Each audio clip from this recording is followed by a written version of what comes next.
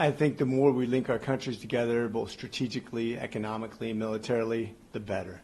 If you look at the threats in the region, if you look at India's strategic location next to China, Pakistan, Bangladesh, with all the problems that we have in that part of the world right now, we need a strong partner, somebody that we can link ourselves to. We have obviously a strong immigration policy, although it needs to be streamlined. We need to make sure we continue to be linked to that very important part of the world with somebody who sees the world very similar to us. If you notice that India has designed their constitution very similar to the United States, I think that's benefiting them. I think you're going to see their economy continue to boom, education, and I think that's only going to benefit them going forward, especially when we link ourselves to them militarily. Well, I think right now we need to sort out a lot of details. The way things are right now, they've been traditionally buying from Russia.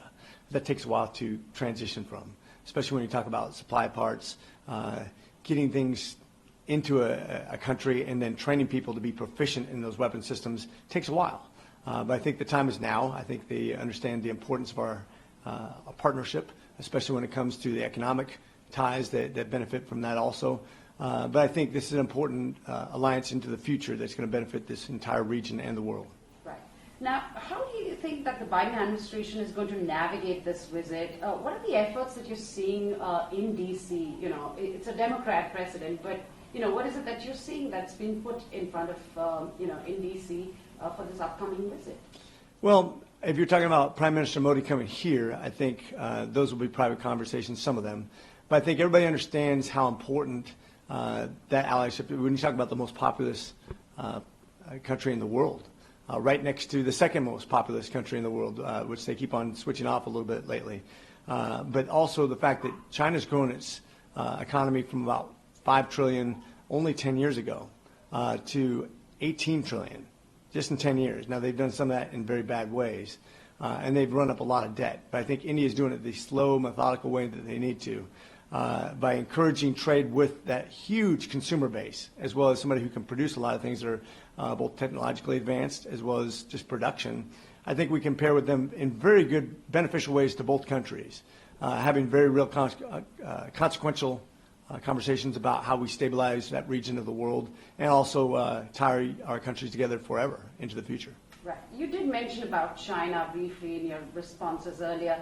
China is a common thread that binds both the Republicans and the Democrats. And PM's address at the Hill is a testimony to so what's your assessment in that? You know, where do the Democrats and the Republicans stand when it comes to India and India policy? I think a lot of people don't realize how important India is. I think that's why it's important for Prime Minister Modi to be here and have these consequential conversations. Anybody who's not thinking about the importance of India doesn't realize the strength in numbers, the amount of industrial base, the amount to produce things that China produces simultaneously, but from a much more friendly venue. Somebody who's following the World Trade Organization rules rather than breaking them. Somebody who doesn't have a global dominance in mind, but actually working with other countries to mutual benefit.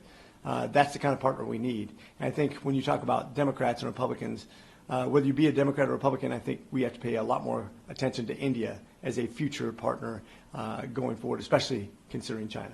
Right. Now, my last question is the diaspora, which is the Indian American community. This is an important link between both the democracies. What is your assessment? What role is the diaspora going to play in the coming days? And especially for this visit, how important it is for India and U.S. To keep this rapport going with the Indian American community? Well, most people realize I have one of the largest Indian communities in a district. We're probably close to 100,000. 1 out of every 5 doctors in my community is from India. They're dominating in academics. They're doing phenomenal in philanthropic events. They're super engaged in politics, which I love. Just in my primary alone, we had an increase in 1,000 primary voters in this last election. As the immigrants from India realize how important they are to the future of America, being probably the most successful demographic in the United States. You'll also notice that certain political parties are trying to punish success. So there's a real consequential conversation we have to have between what's good for the future of Indian immigrants, you'll see that one party is trying to punish, trying to limit the number of students that can get into certain universities, trying to keep them through regulation and taxation from being uber successful, protecting the billionaires that already exist from the up-and-comers, the hardest working demographic in America. You're seeing some anti-Indian, quite frankly, but basically Hindophobic laws, especially in California, that are basically classifying people from a caste system that doesn't even exist in America, making assumptions that are egregiously racist towards a community that's done nothing but benefit society. The fact is, we need to streamline immigration because right now, if you come here from India right now, you'd have to wait about 20 years to become a legal citizen. If you come here with a 2-year-old and you're doing everything by law, you're following the law, your kid may have to go back to India before you even become a citizen. That's crazy, especially when we're rewarding illegal immigration simultaneously. We should always reward those people who come here to do right, that benefit this country, who are adding to the economy, adding to the tax base, adding to the people who bring nothing but good to society. We need to streamline that process, and we need to be fair. So there's a lot to talk about when you talk about the diaspora, especially from India. I think we have some issues when it comes to discrimination, to access, to success. Now, all the folks I've seen in my district that have come here with nothing have been extremely successful. We want to reward that behavior. We don't want to punish that. And there are certain segments of this political cast, and I'll say, I'm just going to call them out, the Democrats, who are becoming more and more socialists, if not communists, when you think a government can tell you when you can have your business open or closed, whether you have to get a vaccination to travel, or whether you can see your family, or how much regulation and taxation, which is ultimately punish your business for success.